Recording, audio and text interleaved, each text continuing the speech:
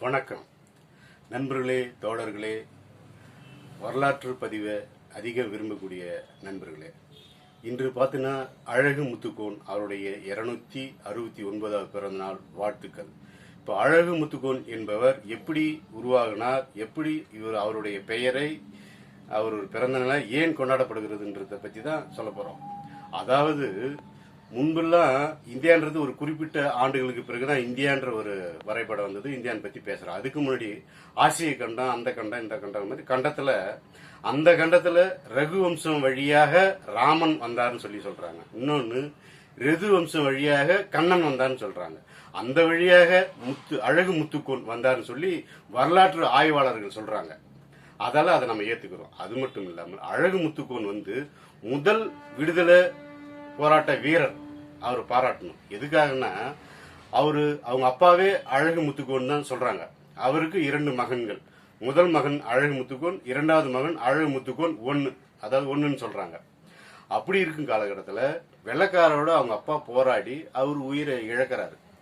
ஆனா அதுக்கு பிறகு இவர் 21 வயதிலே ராஜாவார். அதாவது தூத்துக்குடி, ராமநாதபுரம் அந்த வட்டார பகுதியில், எட்டயாபுரம் அந்த வட்டார பகுதியில் ராஜாவாகி மக்களுக்காக சேவை செய்கிறாரு, ராஜாவா இருக்காரு.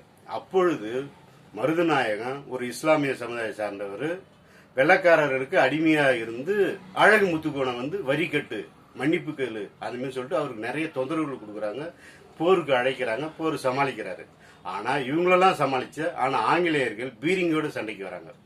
அந்த பீரிங்கோட சண்டைக்கு வந்தாலும் இவர் தளரல, அசரல, எல்லாத்தையும் எழுத்து போடப்பட்ட. எதுக்காகனா அவர் மாடுகள், அந்த சிலம்பாட்டம், அந்த இயற்கையான முறையை எப்படி கொண்டாடணும், எப்படி கத்துக்கணும், எப்படி அந்த மாதிரி கம்பு சுத்துவார். எல்லா இளைஞர்களுக்கும் ஒரு எடுத்துக்காட்டா இருந்திருக்காரு. கம்பு சுத்தி எல்லா இளைஞரும் கம்பு சுத்துவார். எல்லாம் ஒரு ஆள் ஒரு 10 பேர்த்த சமாளிக்கக்கூடிய சக்தி வாய்ந்தவனா இருந்தாங்க. இப்ப இருக்கிற ஆண்கள் அப்படியே இருக்கிறான், போனை பாக்குறான், வெட்டியா படம் பாக்குறான், பெண்களை பாக்குறான், ஆண்களை பாக்குது பெண்கள், இந்த மாதிரி கேவலமா இருக்காங்க. அதெல்லாம் விட்டுட்டு வரலாற்றுல ஏன் சொல்றாங்க அவங்க இடம் பிடிச்சிருக்காங்க. அழகு முத்துக்கோனை பத்தி ஏன் இப்ப 269 பிறந்தநாள் எதுக்காக கொண்டாடுறான்? இப்ப இருக்கிற இளைஞர்களை நல்லா ஊக்குவிக்கணும், நல்லா படிக்கணும், நல்லா ஊதியத்தை பெறணும், நல்வழி போகணும், கெட்ட வழிக்கு போகக்கூடாதுன்றதுக்காக தான் இந்த மாதிரி வீரர்களை பிறந்தநாளை கொண்டாடப்படுது.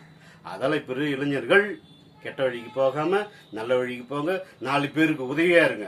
அதே போல அழகு முத்துக்கோன் ஆங்கிலேயரை எதிர்த்து போரிடுக்குள்ள அவரது ரைட் சைடு வலது காலில் அடிபட்டு ரத்தம் ஒழியுது. இருந்தாலும் அது பொருட்படுத்தாம அவர் போராடி சண்டை போடுறாரு. சண்டை போட்டு அவங்க கேட்டுக்கிறாங்க, தயவு செஞ்சு வரி கட்டுறேன்னு சொல்லிட்டு, மன்னிப்பு கேட்கறேன்னு சொல்லிட்டு உன்னை விட்டுடுறேன் அப்படின்னு.